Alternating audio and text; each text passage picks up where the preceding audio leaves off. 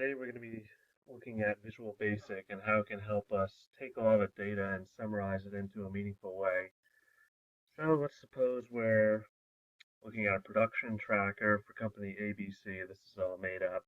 This is a general company that has a group that has some daily production where they're tracking various interdependencies throughout the day. So there's 35 clients here. Let's suppose there's a point where they have to wait for some external file, usually from a client.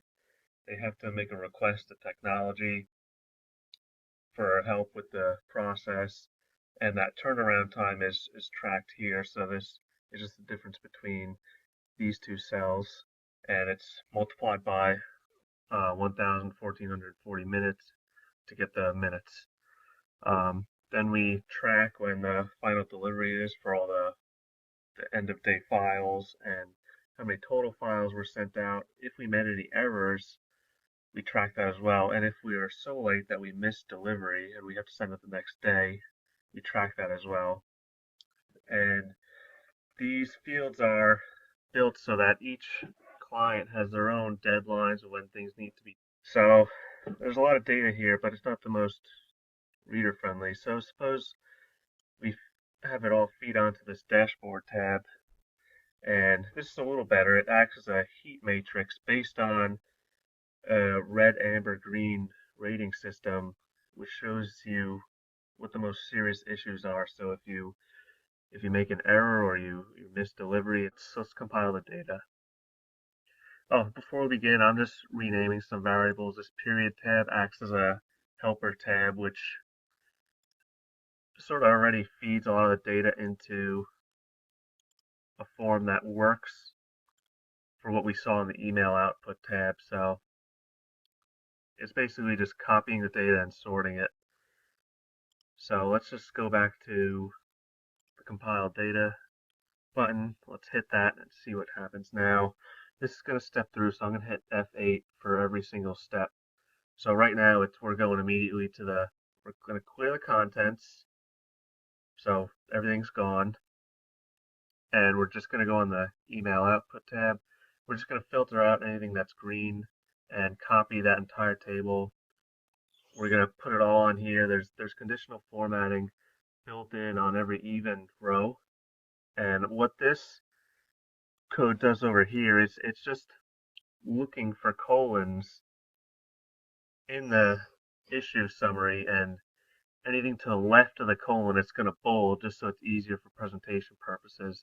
So there's 8 clients, there's 35 clients here, so we're going to essentially have to do this 35 times, assuming 35 clients are amber or red. So I'm just going to keep spamming the F8 key and do that till we're done. But as you can see, we're almost there. What's being done so far is all the issues are combined onto one table, but we want to separate the issues caused by our own company, ABC, and anything caused externally. So once we get past this loop, we'll see how the sorting works out.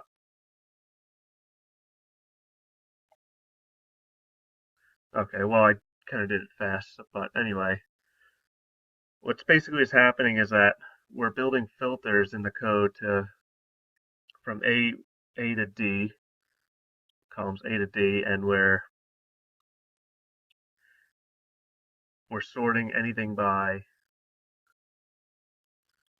internal or external. So you can see the code is set up so that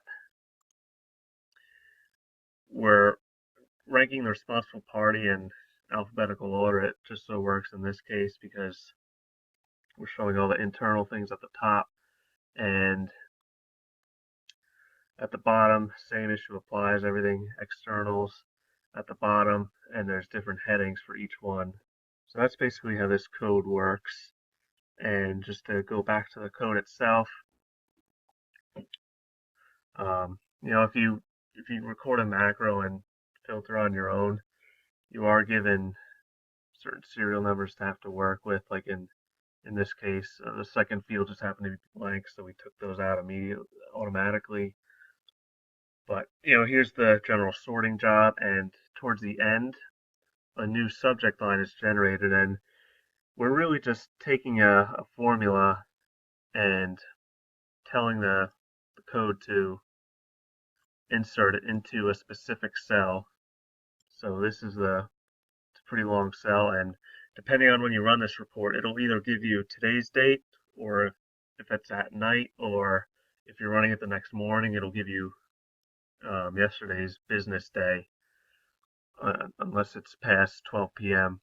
So the mechanics here are pretty robust. But anyway, at the end of the code, all the nonsense or useless columns are hidden, as well as the period cell, which was hidden by default. So essentially, this is ready to be pasted into an email. And just to validate that this still works, let's suppose I took out this test comment here. Now we saw that in the external section over here, it was client 13, so let's take that out. Oh, and because I missed the threshold, I had an error. I was required to put a comment here. So let's just take out what caused that. Let's hit the compile button again. I'm going to save just in case. As you can see here, the client 13 issue is gone because it has gone back to green. Now, suppose the day's done and I just want to start with a fresh new file. I'm going to hit this reset button, and I'm going to say no, just because it's going to give me a warning. But before I actually do anything, I'm going to show everyone the code, how that works. And this is pretty easy. We're setting up a warning box. Obviously, we don't want to erase data by accident, so we give the users a warning. If they hit no, nothing will happen. But if they hit yes, then this if statement will allow the next set of operations to continue. And basically all we're doing is we're going to the operations input tab and clearing out a handful of columns. We're not going to clear out this black column because that's what tells us when we need a comment and when we don't. And there's conditional formatting here, which is pretty nice. So let's just say I had a time of 10 p.m. It's very late for this client, so I needed a comment here. But anyway, let's say I want to test this button out. I'm going to save the file first. I don't want to mess anything up, but I'm going to hit yes, and look, everything's back to normal, except for this section over here. But we can figure that out if we go back to the code, and chances are we didn't go far enough in our range. It's going from 35, but it should go up to 36. So let's fix that.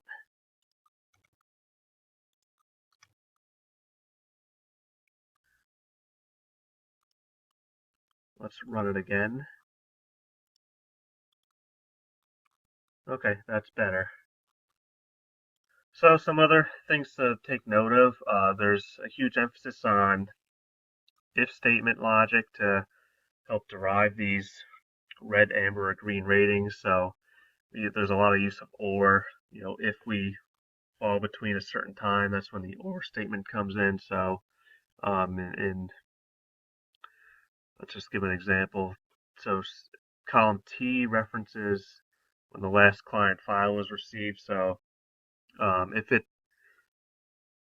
we're using an and statement here, so if the time falls between 6:45, this is what that 18.75 means, and it falls like slightly at under 11:59 p.m.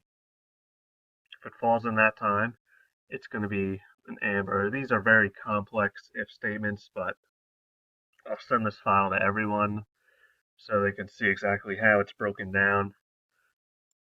And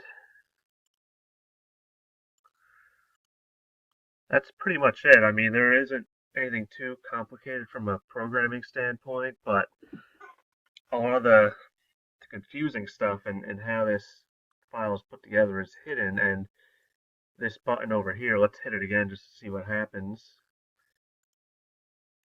Because nothing's been reported, we get a new summary table over here, no issues by company ABC, so we'd put that in the email as well, or in addition to this table. So that's it. Like I said, there isn't anything too complicated here, but it does really work well in drawing attention to some of the biggest issues and helps senior management or even the operations teams either recognize the issues immediately or escalate issues. Not something that would easily be as done if the only reporting view was this tab and even possibly this tab. So it's a pretty good application of VBA, and it doesn't really matter what kind of company you work for or how your operations and metrics are structured. This type of tool and idea can be applied to any type of setup and can add for a lot more transparent reporting going forward. So, um, I'll send off a detailed description of all these codes line by line. But if anyone has any questions, please feel free to let me know, and I'll be happy to answer them. Thank you. It's going to be usually that client's going to be red, but if you're simply late but still make deliveries, you're going to be amber, and um, you know typically any noteworthy issues are captured here. And this is overall key on what the general criteria is for clients as a whole. So I mean, it's a little better. It does give attention to some of the bigger issues, but it's still not what we want to do, especially from the minds of senior management. We want to find a way to make it so that senior management doesn't really have to look through this entire file to get what they want in a quick way. So before I go into it, the Visual Basic is going to produce a table like this, which can be copied onto an email like this. The subject line is also generated from the file itself. So if I'm senior management and I'm looking at this, instead of looking at this file and trying to see which clients were red, amber, or green, I can just open up this email from a mobile device like a BlackBerry and know immediately what some of the issues are without really having to waste time looking through anything else. Certainly the file's robust so that I can look through here, but the key with Visual Basic is that it really summarizes a lot of this data. So what does the code actually look like? Before I go into that, just a note of some of the buttons. This compile data button is the tool that produces this output over here. This reset button, if this file is used every day by the various teams, it's just going to wipe out all the data here. So both are pretty useful for their own records, but let's look at the code now. So if I hit Alt and F11, I go immediately to my code. And to show everyone how this code works step by step, I'm going to start it over here. This is just a placeholder for me to step through the code. This is useful because if I make a mistake in my code, I can at least see what the process is when I run it and see where the program is failing. So we'll see how that goes over here. And I'm going to try to show both screens at the same time, the Excel and the Visual Basic. So depending on what you put for time here, or if you have an error or if you miss delivery, a comment is required to indicate what that issue was, and you talk about the responsible party over here, you're given a basic drop down. So let's just assume this is some financial company.